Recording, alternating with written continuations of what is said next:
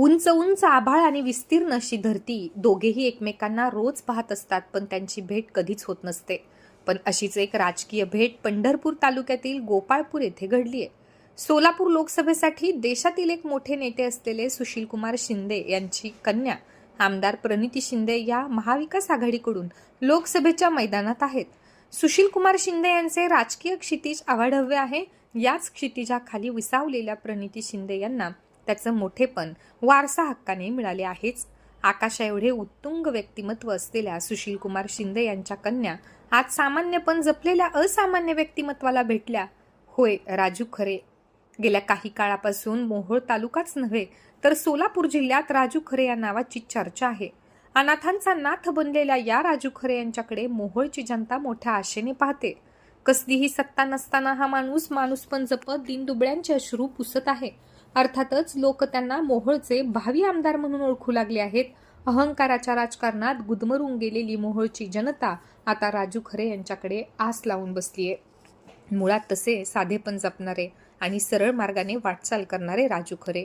कष्टात गेलेले बालपण, पण आज मोहोळच्या जनतेच्या ओठावर नाव आहे ते फक्त आणि फक्त राजू खरे. त्यांच्या नावाचा महिमा ऐकून सोलापूर लोकसभा मतदारसंघातील उमेदवार प्रणिती शिंदे या त्यांच्या भेटीला आल्या. गोपाळपूर येथील फार्म हाऊसवर शिंदे यांनी खरे यांची भेट घेतली. हरणाच्या बेंबीत कस्तुरी असते, पण त्याला त्याची जाणीव नसते, असेच हे काहीतरी.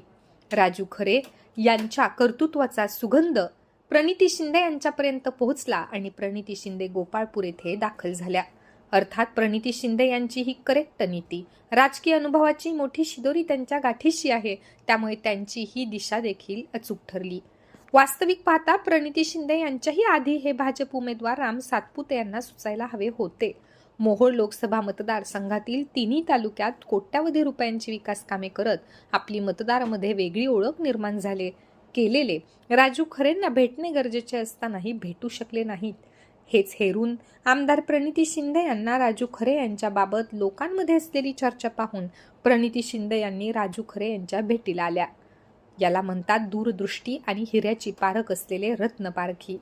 जेव्हा आकाश धरणीला भेटायला येते अशा वेळी क्षितिजावर मंगलस्वर आणि सूर ऐकू येणारच ना. राजकारण करायचे तर दुसऱ्याचं मोठेपण समजायला हवे. ज्याचं मन मोठं असतं तोच दुसऱ्यांना मोठेपण देतो, अन्यथा मीच मोठा म्हणत आपल्या आयुष्याचा रिव्हर्स गिअर टाकला जातो. प्रणिती शिंदे यांच्या मोठेपणाचे भरभरून कौतुक होऊ लागले आहे. राजू खरे यांनी देखील आपल्या परंपरेप्रमाणे त्यांचे यथोचित स्वागत सत्कार केला आहे. एवढ्या चांगल्या पद्धतीने स्वागत केला. आपण तुम्हाला माहिती आहे की मी ही निवडणूक लोकसभेची लढत आहे. चळवळीचे सगळे आहेत. आपल्याला संविधान वाचवण्यासाठी, लोकशाही वाचवण्यासाठी जो उमेदवार आणि जो पक्ष लोकशाही वाचवण्यासाठी काम करेल, आपण सगळ्यांनी त्याच उमेदवाराला साथ द्याल अशी मी आशा बाळगते. कारण का जे सत्ताधारी आहेत ते उलट संविधान बदलण्याचं कारस्थान करत आहेत. त्यांचे 2 खासदार रेकॉर्डवर स्पीचमध्ये भाषण करताना बोलतात की आम्हाला संविधान बदलायचं आहे. आणि असं जर असेल आणि बाबासाहेबांचं लिहिलेलं संविधान जर कोण बदलायचं कारस्थान करत असेल तर आपण त्यांच्या विरोधात 100% मतदान केलं पाहिजे. एवढीच एक तुमची बहीण आणि तुमची लेक म्हणून या ठिकाणी मी तुम्हाला सांगते. आपण मला साथ देतच आहात, त्याबद्दल मनापासून आभार.